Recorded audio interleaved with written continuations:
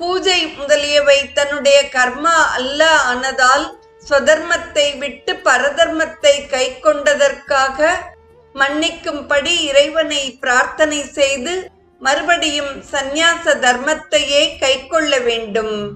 தட்சிணாமூர்த்தியை தரிசித்து அவரை போல் திரசித்தனாகவும் திருடவிரதனாகவும் இருக்க வேண்டும். மந்திரங்களை சித்தி உள்ளதாக செய்ய உபவாசம் முதலிய நியமங்களை கை கொள்ள வேண்டும்.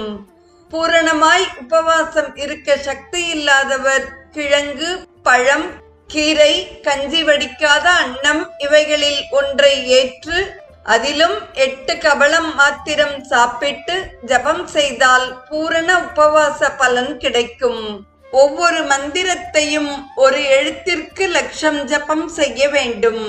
அதில் 100ல் 1 பங்கு நெய்யினால் ஹோமம் செய்ய வேண்டும்.